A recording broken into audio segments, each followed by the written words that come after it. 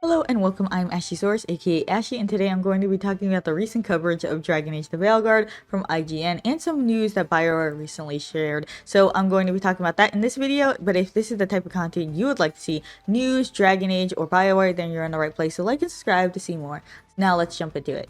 First, I'm going to be talking about the companion video that was released by IGN, which I will talk more about all the details of this in my next video, which I'm going to be making. That's going to be about meeting the companions. I don't know when it's going to go up because it's going to have more detail into that and stuff like that. But this video is going to be more about the companions, and I'm going to wait to talk about that because a lot of this stuff was rehashed in this, just talking about, like, you know, the factions that they're a part of and stuff like that. But they do mention a little bit of tad bits of things like that in here, but I just feel like it will be better to talk about that all in one place, so then everyone could get to hear what these companions do and things like that in one place. So yeah, they didn't really mention that much. They did mention a little bit of minor spoilers here and there, like, oh, if you romance Emmerich, he will actually call your rook dear when you romance him, which is cute. I think it's really cute that they mentioned that, but that most of this video is just kind of rehashing and things like that. They do show some of the interactions that you have with the companions, like talking to them. I actually used some screenshots from this video for my video last time talking about Tash and showing off those. So yeah, that came from this, but I'll show more about that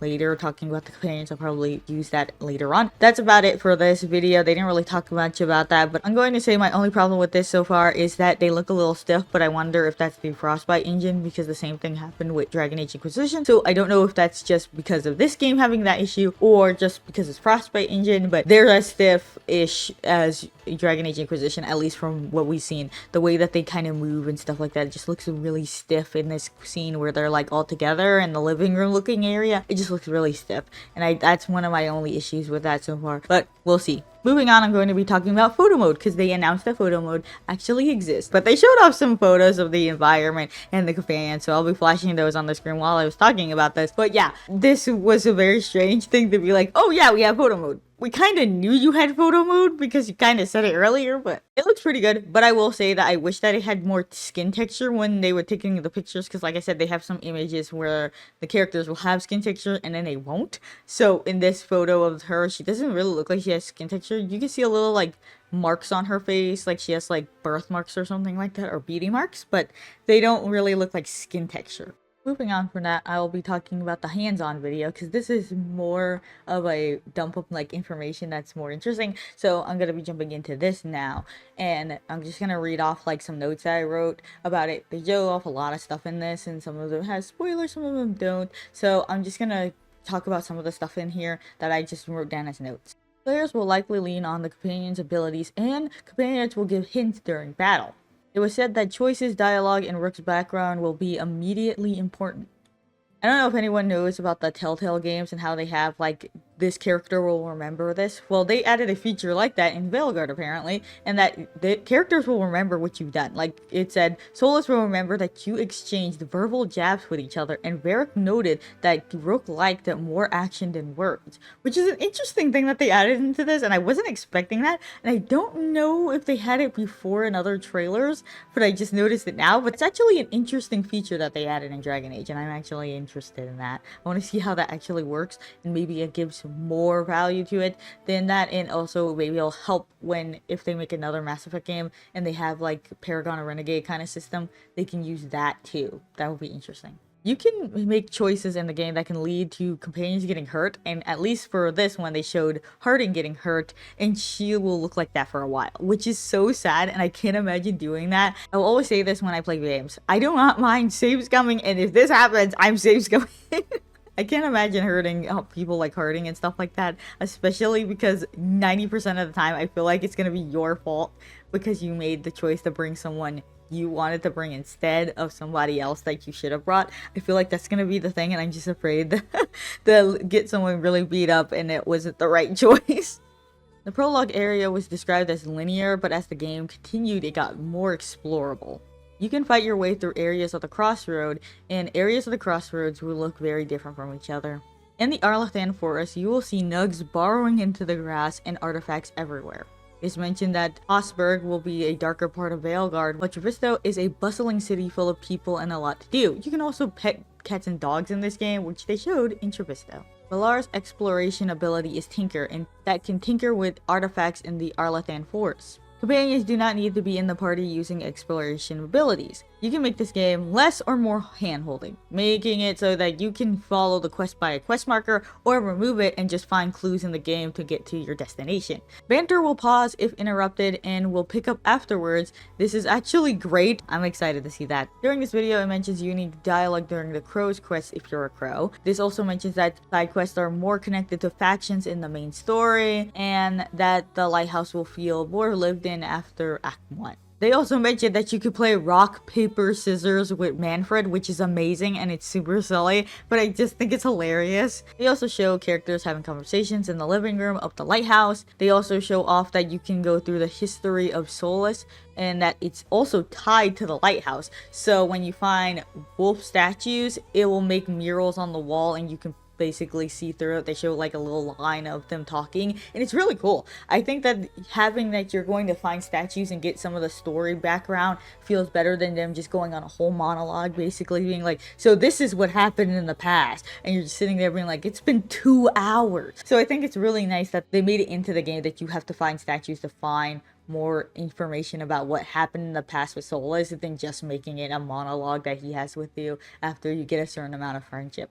So that's interesting. I also wanted to mention lastly in this video a few things that I seen, and that they had a boss called the Betrayal of Felison. If you don't know, he's from the book Masked Empire, and that people and myself have theorized that maybe you have to fight some of these memories of Solus because they did that you have to play them firsthand. So I wonder if some of these are his regrets and things like that, or you have to fight them to get the statues to open up memories of Solus and stuff like that to get the backstory. That's what I believe, and some other people have theorized the same thing, but some things differently than what I said, so that would be interesting to see. Mentioning the gameplay here, they showed up a little bit of mage, but it still looks really slow, so it's not my interest in this. I do know that other people say that it looks a little bit better here. I don't think so, in my personal opinion. It still looks slow. They show, like, in the Arlathan Forest that they were, like, swinging around, and it just looked really bad, in my opinion. I'm sorry, it just does not look fun. Either way, I personally think it looks slow, and so until further notice, I will be planning my warrior build. Moving on, they show off the bar brawl that was mentioned in the Game Informer articles earlier on, which I think is interesting, but I think they should have not showed so much because they're basically showing off the whole beginning of the game, and I kind of find that disappointing. We get another look at Morgan, which I like because she just looks really nice in this game, so I just wanted to mention that because I really like the way that she looks in her design, and I think they did her really well. Also, her really thick eyeliner, they really brought that back. Also, I wanted to mention that they made it seem like Solus is more of an advisor. So I mentioned this before that I don't really like the way that they did it because they kind of shaft Solus's character this way, just basically making him that guy that's now your companion again. I think that they're shafting Solus a bit because Solus was supposed to look like this big bad, and we're even getting some of that with Vows and Vengeance, and then you get here, and then Solus is just that guy that you're talking to in your house, and I feel like they shafted his character doing that, and I feel like that maybe they're gonna make also Varric a advisor because it looks like he's gonna stay at the lighthouse too, but I wonder if the reason why he's an advisor is because he's no longer using Bianca because it got destroyed, so they didn't make him a companion, instead they made him an advisor. That's just a little theory here. So yeah, that's about it. I'm gonna mention a few more things that Bioware mentioned recently. In a new blog post that Bioware released, exploring Cross Status, they're showing the places that you will be going through. They show a screenshot of the Arlathan Forest, and they were talking about how these are going to be the worlds that you are going to be exploring. They were saying how this game was crafted, experience, telling a rich narrative, and while there are areas to explore, there's also the area of the lighthouse, for example, will be the central place for Rook to rest up and spend time with companions, and so they wanted to show off some of the other places that you can go. They were showing the Arlathan Forest, a powerful place of magic and artifacts that were reawakened in reality and across the woodlands in once the heart of the Elven Empire, and the Veil Jumpers master ancient Elven magic and seeking stabilization of the region and keeping reality from crumbling. They also show off the Hossberg wetlands. Much of this once peaceful marshland has been consumed by the blight. Darkspawn roam in the swamps with impurity, but the Grey Wardens mount a valiant defense of the last safe haven, Levendale. Then they show off Minrathous, the capital of Tevinter Imperium. The Venatori wield corruption as they try to turn the Empire's heart to their own dark purposes, yet people resist with the rebel Shadow Dragons leading the charge. They also show off Ravane. An ancient Grey Warden fortress sits among the sparkling waters in the lush greenery of Ravane coast. The Lords of Fortune call this paradise home. Servants of the god have their own plans, however threaten to turn the sanctuary into a battlefield, which is interesting. They show off Treviso, a merchant city known for its beauty of the canals and the deadliest of its assassins. Treviso is under Anton occupation and a state of affairs that sits poorly with the Antivan Crows. They also talk about what is there to find, exploring the world in the Veilguard, and that there are going to be puzzles, there's going to be ancient statues, letters, artifacts left behind, and that you can read codex entries, you can fast travel to these areas, and that companions will interact with the world with their exploration abilities. And even when companions are back at the lighthouse, Rook can use the dagger to take advantage of the abilities, and you can use them wherever you want in the world. And when heading to Treviso, they recommend finding Lucanus, enjoying a cup of coffee together.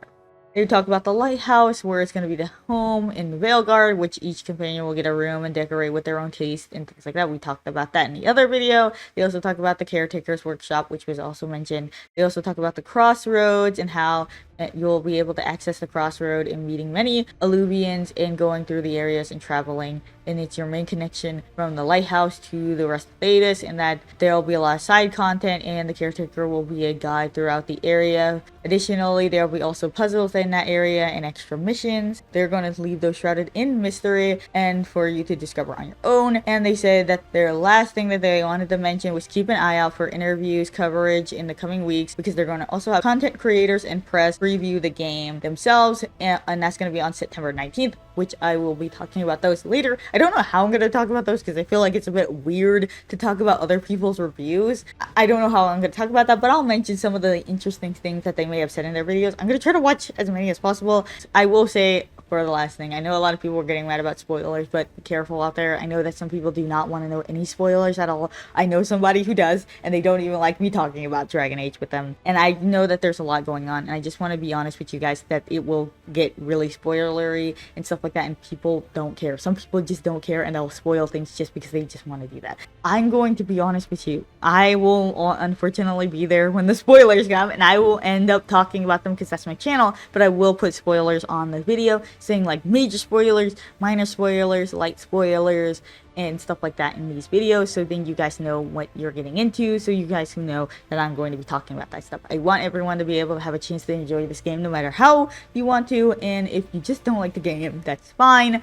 I know that I've been getting a lot of comments about people not liking this game or not expecting this game, and I just want to say that I'm just making videos talking about this game, and I don't mind hearing anyone's opinions because everyone has their own opinion, and I'm fine with that as long as you're just being kind talking about your opinion and not hurting anybody in the crossfire, you know what I mean? So yeah, that's all I wanted to say in this video, and I'm so thankful to be able to do this, and I'm thankful for all of the support that you guys have been giving to this channel, because I just started it not too long ago, and you guys have been really sweet and have been just giving me a lot of support that I've never expected to get in the last few weeks. So thank you guys so much for this, and I'll be talking about more Dragon Age in the future and some other interesting content. I have a few videos I'm going to be recording, and they'll be coming out soon too. That's going to be not news, just Dragon Age based and stuff like that too, and some other stuff too.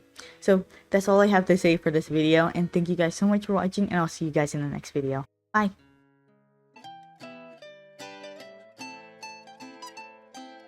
Whoa, whoa, whoa, I'm just a man missing you. Please understand, without you